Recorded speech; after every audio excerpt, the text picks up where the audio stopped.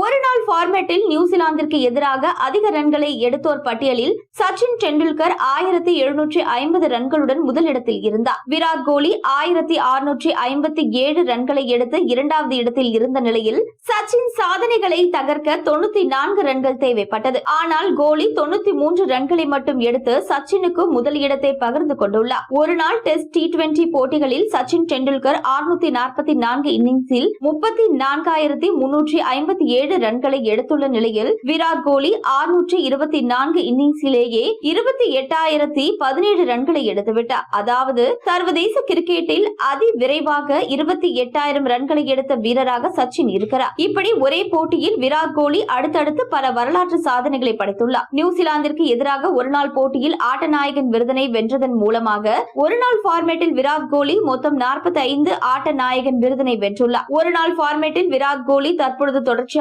5 முறை 50ற்கும் அதிகமான ரன்களை எடுத்துள்ளார். இதன் மூலம் ஒருநாள் பார்மேட்டில் 5 வெவ்வேறு காலகட்டத்தில் தொடர்ச்சியாக 5 முறை 50ற்கும் அதிகமான ரன்களை எடுத்த வீரராக விராட் கோலி வரலாற்று சாதனையை படைத்துள்ளார். குவிண்டன் டி காக் 2 முறை வெவ்வேறு காலகட்டத்தில் 5 முறை 50ற்கும் அதிகமான ரன்களை பதிவு செய்து இரண்டாவது இடத்தில் இருக்கிறார். இந்திய அணி 20வது முறையாக 300க்கும் அதிகமான ரன்களை சேஸ் செய்து வரலாற்று படைத்துள்ளது. இங்கிலாந்து அணி 15 முறையும், ஆஸ்திரேலிய அணி 14 முறையும், பாகிஸ்தான் அணி 12 முறையும் 300க்கும் அதிகமான ரன்களை சேஸ் செய்து வரலாற்றை படைத்துள்ளது. சாம்பியன்ஸ் டிராபி 2025 தொடருக்கு பிறகு தொடர்ச்சியாக 9 முறை ஒருநாள் போட்டிகளில் வென்று வந்த நியூசிலாந்து அணி முதன்முறையாக தோல்வியை சந்தித்துள்ளது என்பது குறிப்பிடத்தக்கது.